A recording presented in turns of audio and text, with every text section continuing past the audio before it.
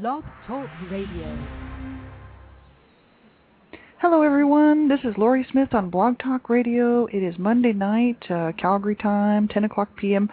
And I'm so glad to be here tonight to be able to share with you. I just have something on my heart that I just want to talk about tonight. If anyone would like to phone in, and the topic tonight is suicide prevention and suicide and the effects it has on people around those who are, who are talking about committing suicide. So that we have 30 minutes, and we're going to just try to cover as much as we can. My guest call-in number is area code 917-889-3736 if you're interested in calling in. And otherwise, if you go on blogtalkradio.com, you can register there, and if you're registered as a listener, you can actually go to my show if you want to send me a chat message there, and I can pick it up in my chat room. And I'm not very good at looking at my chat room just because I'm always looking at my notes. But if you wait long enough, I can hopefully come back and answer your questions, or if you need to chat afterwards and you'd like to send me an email, I can give you that information as well. And I hope that this is helpful for you. And I know I did some real research this afternoon when I got off work. I found some great information on the web regarding suicide. Now, suicide, for me, is a huge personal topic, just because my brother committed suicide, and he had tried to commit suicide before. I don't know how many times he had attempted suicide personally, because he lived in Canada, we lived down in the States, but when he was living up here and we were all down in the States, once that I knew about, and possibly more times than that. And so suicide just sits really, hard on my heart, and I just wish I could just reach out to everyone who's contemplating suicide. And I went on a website tonight that's called suicide.org, and I've got some great information for you if you're thinking, or if you get down the road, 2 months from now, and you're just thinking, I can't deal with this anymore. I just can't take anymore. And, these thoughts come through your mind. You can go on these websites, and I'm telling you, it's so worth it to check this out, because there's some good information there. It's not, you're not alone in feeling this way. And, if you're entertaining the suicidal thoughts, and I'm telling you, get help. Suicide is not the answer. And that just really rang true when I got on the website called www.suicide.org. And it's Kevin Caruso, who is he's the founder and the executive director, editor-in-chief, and all the way around for this suicide.org. Great information on there, and this man really cares about people, and he has some great information there. And just reading what he has written there just makes me. I'm just going to quote him. I'm going to read right from his homepage of suicide.org. And he says, this is Kevin Caruso, I'm quoting directly from him. He says, "Suicide is never the answer. Getting help is the answer. If you are suicidal, have attempted suicide, or are a suicide survivor, you will find help, hope, comfort, understanding, support, love, and extensive resources here." And he says, now this is right, "I love you, and I will never stop fighting for you." Kevin Caruso, suicide.org, founder, executive director, editor-in-chief, senior writer, forum administrator. Now, he's got some great info. This is based down in the States, so all the phone numbers are for the United States. So if you're in the States, you can call 1-800-SUICIDE. That is 1-800-784-2433. And if that's suicide prevention lines, and you can talk to people who can help you. I know that, for some time I wasn't suicidal. I never thought I was suicidal because my brother had killed himself, and after he had killed himself, I was 20 years old. And so after that, I used to sort of entertain the idea that I could just end it all.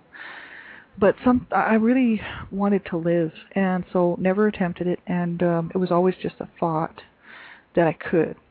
And that's sad enough. Just getting down, just to be in that position where you think that that's the only answer. And, something just kept telling me, no, that's not the answer. Because look what happened to you. Look how your brother's suicide affected the family. The family was already destroyed, and then that just made it so much worse. Because it just spoke volumes. The family was not a good support system. We were not supported, like our parents didn't support us, emotionally, or they weren't capable. I don't even want to say that they didn't want to. I think they did not have the capabilities to raise a large family like that, and didn't have the emotional stability themselves, and should have gotten help. So, my brothers paid the price, and I paid the price for many years until I just, the last few years have realized that, I want to have a nice life, and if I can help one person, pull one person along with me, then it's worth it. Because I'm telling you, it is good, but you have to hang in there long enough to experience it. So that's all. I'm just here tonight to talk to you about staying here with us. If you're contemplating suicide, and I don't care if it's 5 years from now, you're going to remember, you're going to say, oh yeah, that bizarre lady on Blog Talk Radio named Lori was talking about suicide that one time and said she wants me to hang in there. I want you to take that and remember it. Lori wants you to hang in there. Lori wants you to not give up. And Lori wants you to never, ever, ever, ever, ever attempt suicide or take your life. And Lori over in Canada said, do not do it, because I do care. I don't care what anybody says. People always, I've had this happen to me before because, in a situation I grew up in an abusive home, I've run into people who grew up in an abusive home, and they always say to me, oh, these tough people on the street. I mean, I used to hang around with like gang members and stuff and have things blowing up in the apartment and walls getting blown out and guns to my head. And that's a whole other blog story. And so, these people would be like, yeah, you care, you're, thinking, like it was some sort of an insult for me to care about them. And you know what? I do. And it's unfortunate that people can't realize when somebody really cares, and they're not just blowing smoke. I don't really believe in blowing smoke and just talking garbage and trash, because to me words are very important. And if you went on my blog, you would see why. I spent years and years being verbally abused by my mother, especially my mom. And words mean a lot to me. Powerful words mean a lot to me. Words that are meaningful, but when they really come from your heart. So I'm telling you, this is from my heart. I want you, if you are thinking that you can't go any further, and it doesn't have to be tonight, but let's just say, or if it's tonight, get help. But if it's not tonight and it's 10 years down the road, you remember that we had this. You just remember that I want you to hang in there. Lori Smith on Blog Talk Radio 10 years ago said to hang in there. So yeah, because I know you can do it. I know you can. And there's some great information on the web. It's just so good. It just, reach out. Reach out. Don't keep it internalized. Here's some suicide facts. This is on the suicide.org website. And you can find this information right on there just by going to www.suicide.org, and it's Kevin Caruso who's written all this, and he's headed up and founded this website, and it's awesome stuff.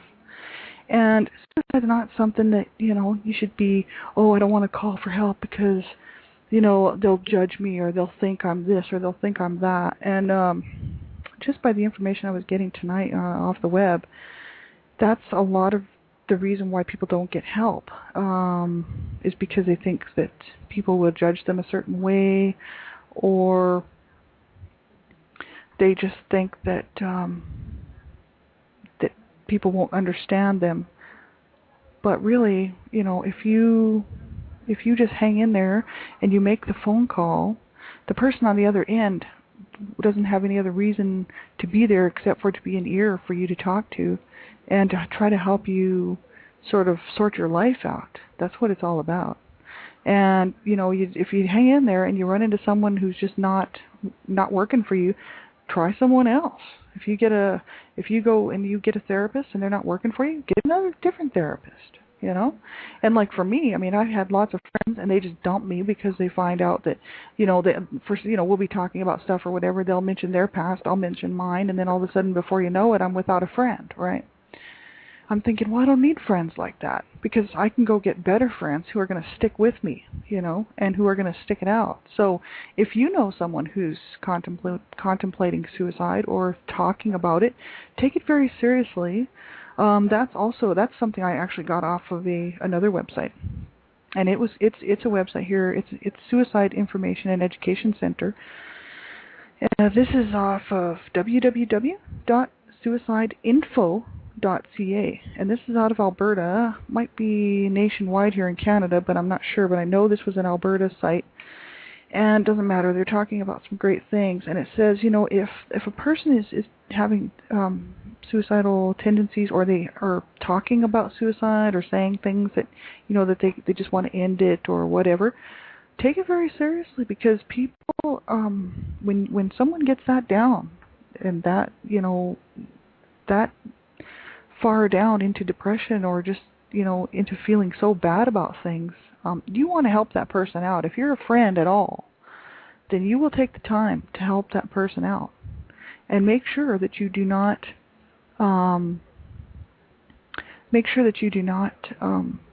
just cast it off like, oh well, they always say this or they always say that, because this person is reaching out for help, and you want to make sure that you can be there for them. I've had friends that just walk out of my life because I'm down or whatever, and they're like, well, we just can't handle it. I'm thinking, well, what kind of a friend are you? So then I have to try to figure this stuff out on my own. Be a good friend to someone. If you know someone who's having problems, it doesn't mean you can totally do everything for them, but you can listen. And be there for them, because that's really all people really want.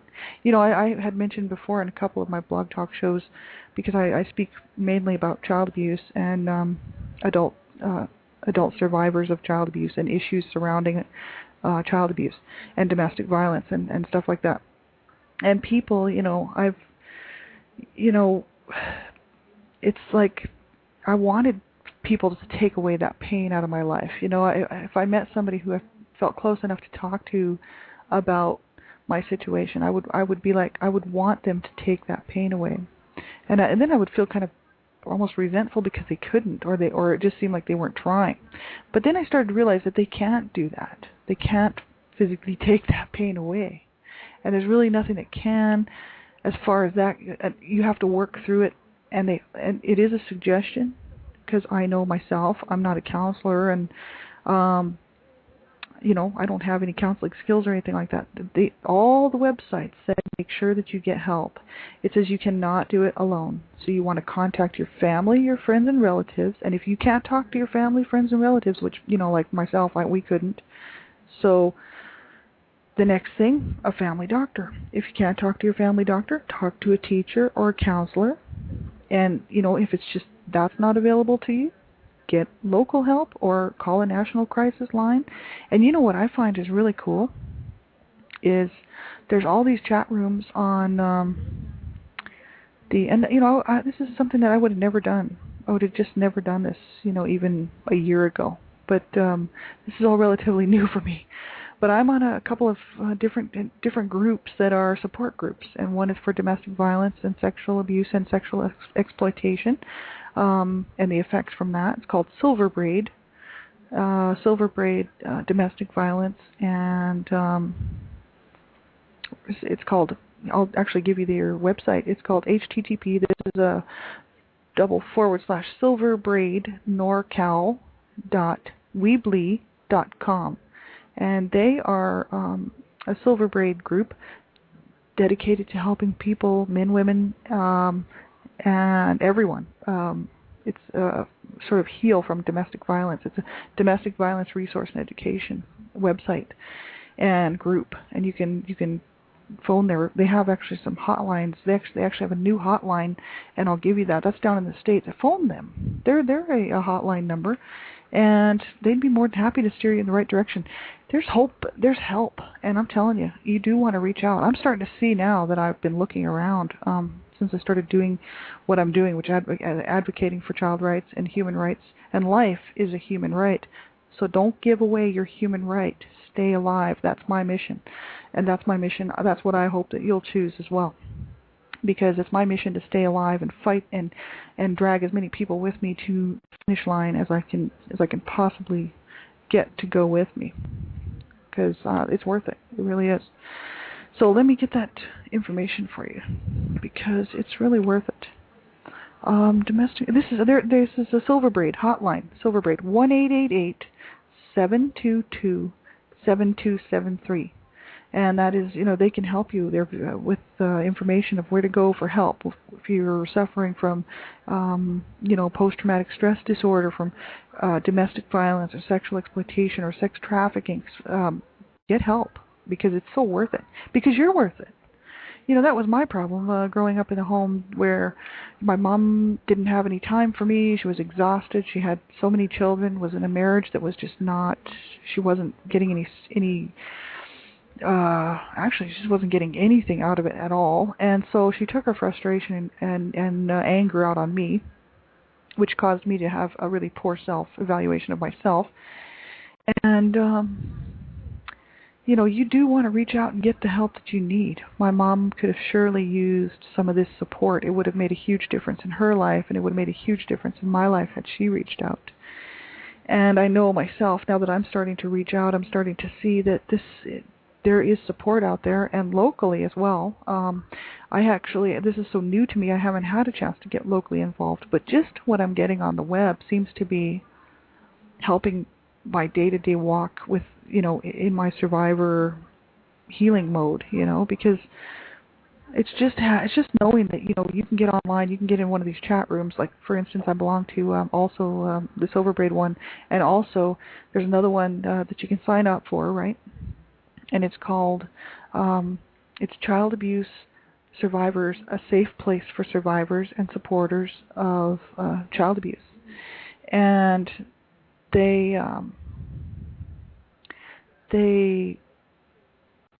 you just sign in. You don't even have to use your real name. You can just use like a different name, and you can go in anonymously, and you can just join in and get some help. It's really great. There's all kinds of topics and blogs. There's people on there who have a lot of experience dealing with post-traumatic stress disorders, and people who are thinking about hurting themselves or cutting themselves, or who have suicidal tendencies and stuff like that. And this oh, sorry, I just bumped my microphone. I hope you can hear me tonight. This is such an important topic, and it's so important to me. And I hope that you will just take this to heart, But anyway, yeah, there's people on there that have experienced, they've experienced it themselves, and they know what it's like to live through, to actually live through it.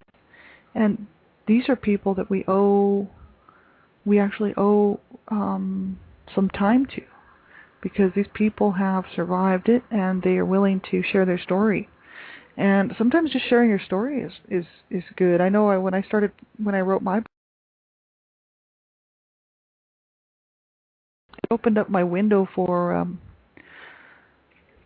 healing, because I had really never told a lot of people my story. Well, just very close friends, and odds and ends people who knew about it in the past, who grew up around me, kind of knew bits and pieces, but no one really knew the whole entire story. And most people loved my parents very much, and I do too. So there's, I'm not going to say that I don't. But lots of people, they would look beyond the problems in the family just because they really loved our parents. And so it enabled our parents to behave the way that they were behaving towards the children, instead of people stepping in and saying, look, we see what you're doing, we see what, you're not emotionally or stable enough to raise this family because we see what's happening with the family. So you can check my blogs out if you'd like, and because they're a blogger, and I hope that people will get something out of that, something positive, because that's why I'm telling my story, is so that people can see that if you really reach out and make sure that you get help, and it doesn't matter what kind of help, from friends or just from the web or from someone you just anonymously talk to or a therapist, whatever kind of help it takes, go get it. Get the help, because it's worth it. It is so worth it, I mean, I can walk today pretty much free from any kind of post-traumatic stress disorder. I haven't had a suicidal thought for a long, long, long time, even before I started telling my story. I mean, this would go back probably, I don't know, well, at least 10 years, 12 years. And that's just because I realized that I have a chance to, I kind of got a second chance at life, and that's the whole issue. If I would have just said, oh, well, I can't take it anymore and done myself in, I wouldn't have got that second chance. I would never have got to know what it feels like to care about myself enough to just take that leap of faith, or whatever you want to call it, that step out onto a plank of wood over this great abyss that you just, you've been hanging around for so long on the edge of this thing, but you got one little plank sticking out there, and you know that if you just take that one step, boy, you can prove that you can do it, and you can walk past that, it's kind of like walking past the dog that barks and tries to jump on you every time you walk down the street in somebody's yard, because it's always out in the front yard and it just scares you every time you go by. It's just that kind of feeling of, oh, here we go again, can I handle this? Can I take any more, sort of thing. Well, I haven't been there for a long, long time, and especially now that I'm starting to reach out and see that there are so many people out there who have these great, great stories of hope. And it just pulls me along. They're like a light in my life, and there's so many. And I hope to be able, they would come on my show, or maybe just drop in and say a word sometime, and that would just be awesome, because these people are so inspirational, and they really are a light in my life. And people like that, who have lived through so much trauma and abuse and stuff, and could have taken their own life, and they're still here today, and they're walking it out, and I'm supporting them, I'm standing with them, and I just want all of you guys to know, anyone who's listening, or anyone who plans on listening to the show later on, that we need to stand together and support each other, and the only way to do it is to reach out, because if you don't reach out, you're not going to, no one's going to know you have a problem, and then you're just going to sit there and you won't be able to get any help on it. I really admire people who take a stand and reach out, and that's my whole thing with my child abuse prevention and human rights abuse prevention. Is up to us, right? It's like up to you, it's up to me. You can't leave it up to somebody else. We need to make the change. There's that saying going around, we need to be the change that you want to see in your life, right? You have to make it happen, or whatever that saying is. You have to take the first step a lot of times. And so, if you're feeling like you just can't do it, you need to reach out and get some help. And I've got some websites here. There's suicide crisis numbers here. Well, actually, they're just websites, because in your own country or in your own state or province, get in your phone book and look up your emergency numbers, and if you need help, make sure you get the help that you need. And I just went on the web, and that's www.suicideinfo.ca. Then there's another one. It's called www.youthsuicide.ca, and that's kind of good for youth and for adults both. And www.casp-acps, that's the Canadian Association for Suicide Prevention. Got that? Canadian Association for Suicide Prevention at www.suicide.org. So you just get on those websites and you start looking around and see that, you're not alone in this. There's so many people who are dealing with this right now, and you're not alone. And there's people out there that are waiting to help, and most of them are volunteers, and they just want to help. Like myself, I'm seriously considering getting trained up to be a crisis telephone crisis counselor on the telephone, because I talked to my brother when he was committing suicide, and actually talked to him while he was bleeding to death, and I talked to people on drugs. I've talked people to take guns out of my head, and I've talked to people out of all kinds of situations. So I'm thinking, I'd be kind of good for that, right? I guess I've just been gifted with the gift of gab or something, but probably because people see that what I'm saying is coming from my heart, and it's not just just a bunch of yapping, even though that's what it sounds like right now. I'm so serious about this. This is so serious for me. Please email me if you are feeling down and you need somebody to talk to, because I can totally be there for you. I've got nothing going on. My whole life is devoted to helping people if I can possibly do anything. Even just to be a friend, because that's what I need. I need friends in my life, and I certainly need friends that really care, and not just a group that only want to see you when it's party time or when things are going great. I need a friend who's willing to come over and sit with me when I want to bawl my head off, or sit and pout and moan and cry and, get grumpy. That's a good friend, right? So that's what we all need. But it says, if I have thoughts of suicide, am I abnormal? Here's a question. This is off Suicide Facts, off of suicide.org by Kevin Caruso. And it says, here's the question. If I have thoughts of suicide, am I abnormal? It says, no. Thoughts of suicide are extremely common. But if you have thoughts of suicide, you should seek treatment immediately, because you can fix this. It says, here's another one. Does suicide make pain go away? No. Suicide compounds pain exponentially. All of the suicide survivors feel excruciating pain, and the person who died by suicide can no longer feel, and thus there is no relief from pain. See? So it's not the answer. It's never the answer. Kevin Caruso off of suicide.org says, and I'm quoting right from his page, suicide is never the answer. Getting help is the answer. So remember that. Reach out. And just remember this Blog Talk Radio program. When you're feeling down, I'm telling you what, you just remember that Lori Smith on Blog Talk Radio said that she's counting on you, that you need to make a phone call if you feel like you are going to, that you can't take anymore and you are going to end your life. Lori Smith on Blog Talk Radio said, make the phone call, because Lori Smith on Blog Talk Radio actually cares, and I want to see all of you people phoning on my Blog Talk Radio show or contacting me by email on Blog Talk Radio. Because you can send me messages and stuff, I'm pretty sure. You can select me as a friend or whatever. And I want to hear positive feedback from you that you are going to make it, and that we are going to stand together, and that we can, this is what I want. I want to hear that you are going to survive this and walk with me, because if we need to stand together. It's not just if I can do it, you can do it. I have no idea where you're coming from. I don't know the pain in your life. But that's why you have to reach out. That is exactly why you have to reach out. So I'll be back on tomorrow morning, 5:30. I've got about a minute remaining. And I hope you have been able to hear this program, as it was really important to me. And if not, I'm going to rebroadcast. I'm going to redo it tomorrow, because I want to make sure everybody that has the opportunity to listen to me knows how serious I am about this suicide prevention.